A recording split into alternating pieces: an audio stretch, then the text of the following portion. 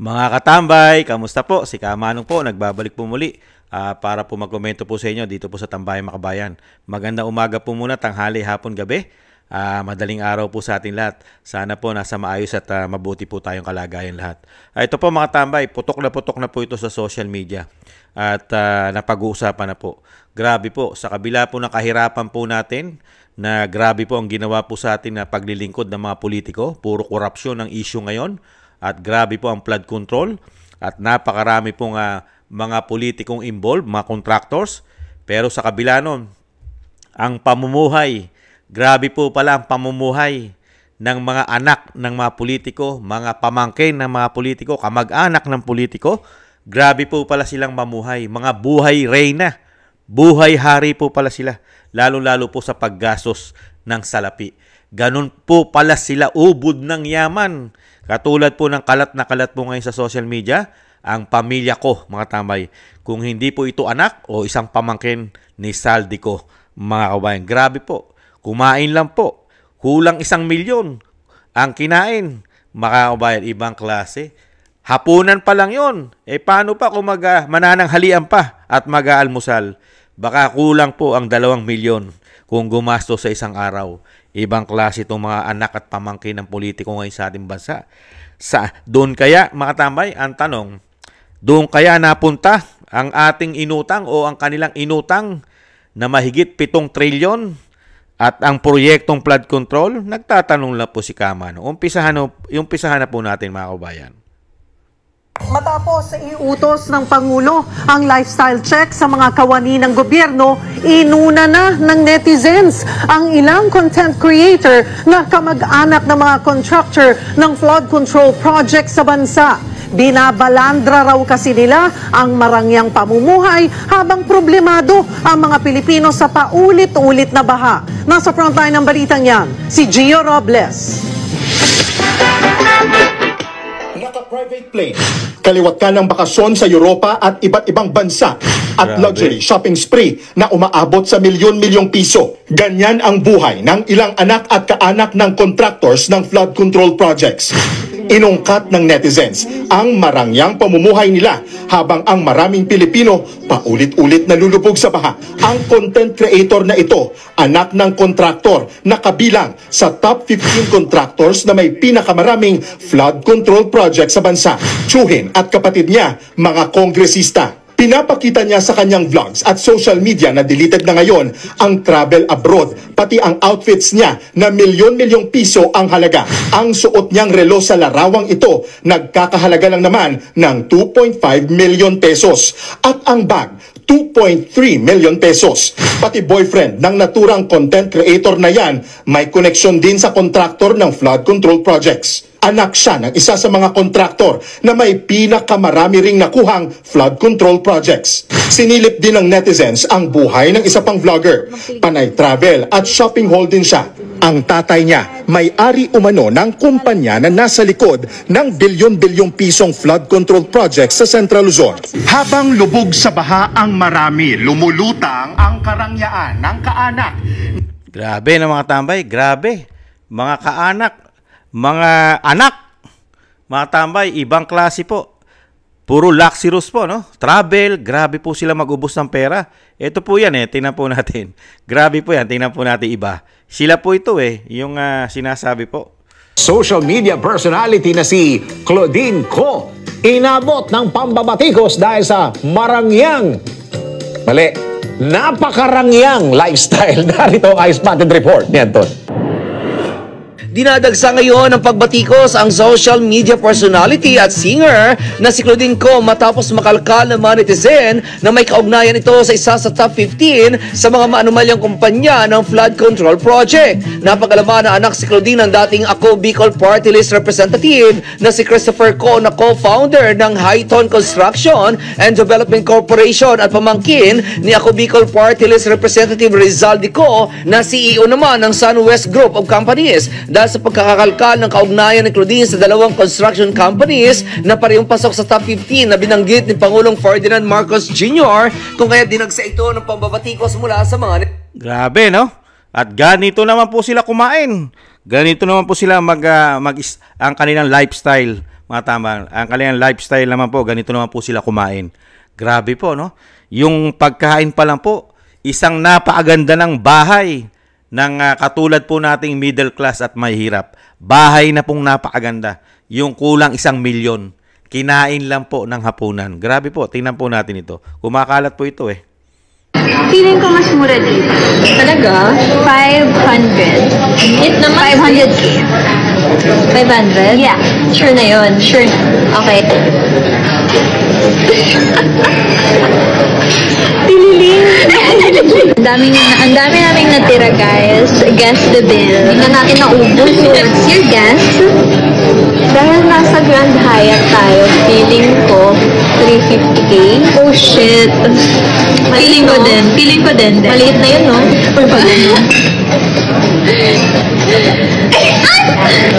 Ito naman, no? Swerte talaga ako palagi. Yan to. Alam mo, both tayo mali. Bakit? Ang liit ng mahula natin eh. 759,000. Shit! Nagpapanik ako, shit. Nanginginig ako, sis, oh. Baria. Baria. Sorry. Kami na to. Feeling ko mas mura din. Barya lang. Grabe, no? Barya lang pala sa kanila 759,000 sa mga anak po at kamag-anak ng mga contractors at mga politiko. Kasi mga involved din po ang pamilya ng mga politiko sa mga contractors po, mga tambay. Katulad po na sinasabi po ngayon sikat sa social media. Ang mga lahi po ng Saldico. Tama po yung sinasabi ng Vice President, mga kabayan. Ano po sabi ng Vice President? 2 tao lang po kumukontrol ng pera ng Pilipinas. Si Saldico at ang Tambaluslos. Mga kabayan, pamumuhay pa lang po yan ang lahi. Ganyan po mamuhay ang lahi ni Saldico. Paano pa po ang lahi ni Tambaluslos? Paano naman po mamuhay? At paano po kumain at magbayad ng napakamahal na kinakain nila? Dinner pa lang yan, dinner. Hapunan. Mga kabayan, samantalang yung anak ni dating Pangulong Duterte, na si Kitty Duterte, binabatikos po nila. Dahil nag-o-online business po. Di ba nagtitinda ng kung ano-ano sa online si Kitty, pero binabatikos po nila, mga kababayan. Samantalang si Kitty, nagtatrabaho, nagninegosyo, humikita. Pero itong mga ito naglulustay. Nakakakati ng ulo, no? Grabe pala sila. Samantalang tayo baon na baon sa utang at naghihirap.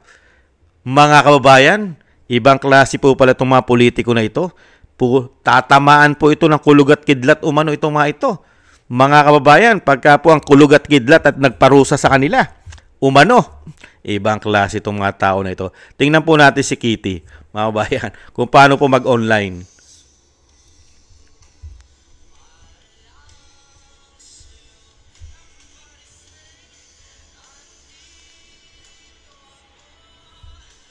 Tingnan nyo pa, mga kabayan, kung paano po siya mag-online selling.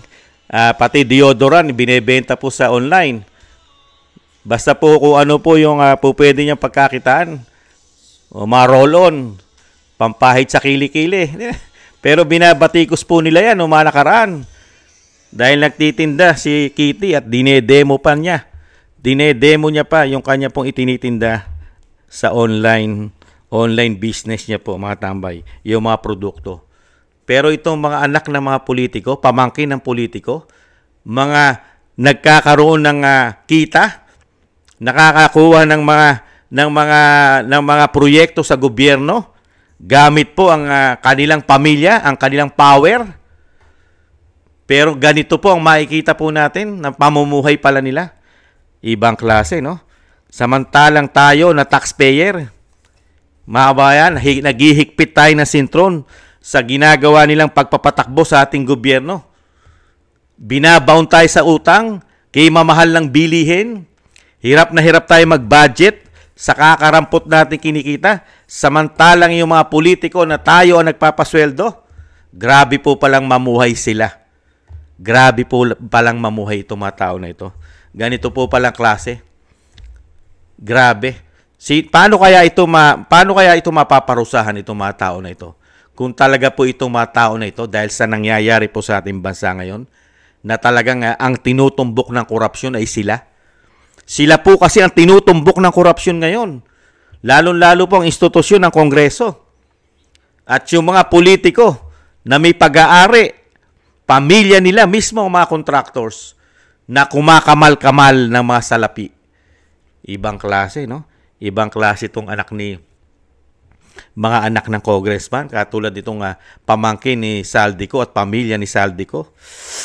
Nakakanginig po ng laman itong mga ito. Grabe po pala, no? Ganun po pala sila kumain. Marami pa raw natira. Mga kabayan, samantalang tayo.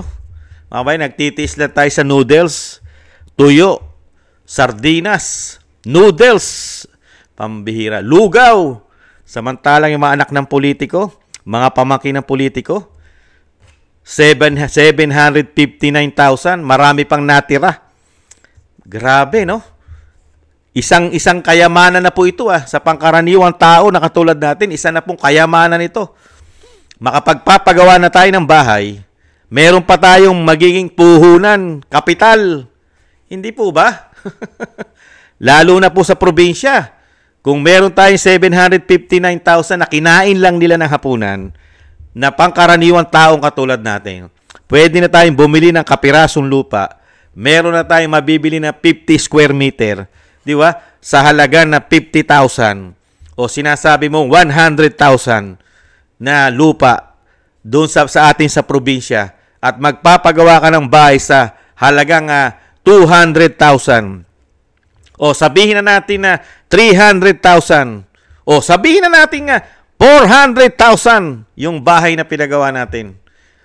Meron pa po tayong matitirang 259,000 na pwede natin ipuhunan sa maliit na negosyo.